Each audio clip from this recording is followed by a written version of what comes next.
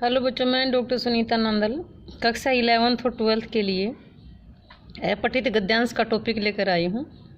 कई वीडियो पहले भी बना चुके हैं, तो आइए अपठित गद्यांश जो है उसकी पहले रीडिंग लेते हैं, प्रैक्टिस करते हैं। राष्ट्र के पुनर्निर्माण का कार्य युवकों द्वारा ही संभव है। एक ही रीडिंग में ध्यान से पढ़ेंगे। राष्ट्रीय एकता और अखंडता को चुनौती देने वाली शक्तियों का सामना करने के लिए युवकों का पहला कर्तव्य है कि शारीरिक, मानसिक तथा आत्मिक दृष्टि से मजबूत बने। स्वामी विवेकानंद 100-200 कर्तव्यनिष्ठ युवकों के सहारे पूरे विश्व को बदलने का स्वप्न देखते रहे। युवक नशों का शिकार न हों, वे संयम और सदाचार को अपनाएं तथा स्वास्थ्य का ध्यान रखें तो देश के काम आ सकते हैं। मानसिक रूप से यदि वे तेज हैं, समस्याओं को समझते हैं, उन पर विचार करते हैं, तो वे अवसरवादी नेताओं, राष्ट्र विरोधी तत्वों की चालों को समझ सकेंगे। स्वस्थ लोकमत का निर्माण कर पाएंगे। भावात्मक और आत्मिक दृष्टि से यदि वे उदार हैं, सर्वधर्म समभाव के आदर्श से प्रेरित हैं, मानव मात्र की एकता के समर्थक हैं और भारत माता से प्यार करते हैं, तो वे राष्ट्र की एकता और अखंडता में साधक हो सकते हैं। पश्चिम की भौतिकतावादी भोगवादी सभ्यता का विरोध युवकों को करना चाहिए। एक रीडिंग फिर लेते हैं। राष्ट्र के पुनर्निर्माण का कार्य युवकों द्वारा संभव है।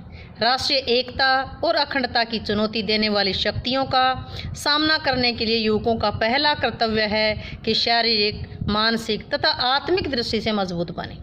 स्वामी विवेकानंद 100-200 कर्तव्यनिष्ठ युवकों के सहारे पूरे विश्व को बदलने का स्वप्न देखते रहे। युवक नशों का शिकार ना हों, वे संयम और सदाचार को अपनाएं, स्वास्थ्य का ध्यान रखें तो देश के काम आ सकते हैं। मानसिक रूप से यदि वे तेज हैं, समस्याओं को समझते हैं, उन पर विचार करते हैं, तो वे अवसरवादी नेताओं, राष्ट्र विरोधी तत्वों की चालों को समझ सकेंगे। स्वस्थ लोकतंत्र का निर्माण कर पाएंगे। भावात्मक दृष्टि से और अथवा आत्मिक दृष्टि से यदि वे उदार हैं, सर्वधर्म समभाव के आदर्श से प्रेरित हैं, मानव मात्र की एकता के समर्थक हैं और भारत माता से प्यार करते हैं, तो वे राष्ट्र की एकता और अखंडता में साधक हो सकते हैं। पश्चिम की भौतिकतावादी भोगवादी सभ्यता का विरोध युवकों को करना चाहिए। तो इसके नीचे जो क्वेश्चन है गद्यांश के नीचे, सबसे पहले प्रश्न को देखते हैं। सबसे पहला प्रश्न बनता है, इसका शीर्षक क्या है, इसका हेडिंग क्या है। इसका हेडिंग बन सकता है राष्ट्र का पुनर्निर्माण, अर्थात आज के युवा भी बना सकते हो, राष्ट्र का पुनर्निर्माण भी बना सकते हो, या राष्ट्र का पुनर्निर्माण आज के युवकों के हाथ में। इससे मिलता जुलता आप शीर्षक बना सकते हैं। अगला क्वेश्चन है, राष्ट्र का पुनर्निर्माण किन के द्वारा संभव है। तो किसके द्वारा है? राष्ट्र का पुनर्निर्माण युवकों द्वारा ही संभव है। युवकों का पहला कर्तव्य क्या होना चाहिए? युवकों का पहला कर्तव्य क्या होना चाहिए? तो इससे संबंधित पंक्ति कहाँ आई थी? इसमें आया था ना, युवकों का पहला कर्तव्य है कि शारीरिक, मानसिक और आत्मिक दृष्टि से मजबूत बने। शारीरिक, मानसिक और आत्मिक दृष्टि से मजबूत बने। युवकों में किन किन गुणों का समावेश होना चाहिए? युवकों में किन किन गुणों का समावेश होना चाहिए? इससे संबंधित कहाँ थे? युवक नशे के शिकार ना हो, संयम और सदाचार को अपनाएं, स्वास्थ्य का ध्यान रखें, तो ही वो देश के काम आ सकते हैं। और ये यहाँ भी कह सकते हैं कि अगर मानसिक रूप से स्वस्थ होंगे, मानसिक रूप से तेज होंगे, तो समस्याओं को समझते हैं, तो विचार करते हैं, तो अवसरवादी नेताओं और राष्ट्र विरोधी तत्वों की चालों को समझ सकेंगे और स्वस्थ लोकमत का निर्माण कर पाएंगे। उम्मीद है कि ये प्रश्न आपको अच्छे से समझ आए होंगे। आइए नेक्स्ट पैराग्राफ देखते हैं। अगला गद्यांश पढ़िए। साहस की जिंदगी सबसे बड़ी जिंदगी होती है। किसकी जिंदगी? साहस की। ऐसी जिंदगी की सबसे बड़ी पहचान यह है कि मनुष्य इस बात की चिंता नहीं करता कि तमाशा देखने वाले लोग उसके बारे में क्या सोचते हैं। जनमत की उपेक्षा करके जीने वाला व्यक्ति दुनिया की सबसे बड़ी ताकत होता है। ऐसे व्यक्ति से मनुष्यता को प्रकाश मिलता है। आसपास के लोगों को ध्यान में रखकर चलना साधारण जीव का काम है।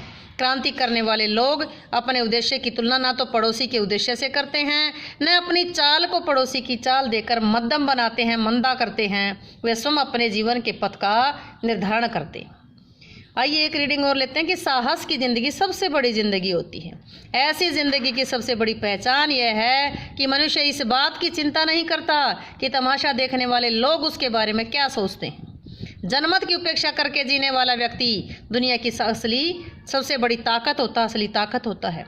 ऐसे व्यक्ति से मनुष्यता को प्रकाश मिलता है।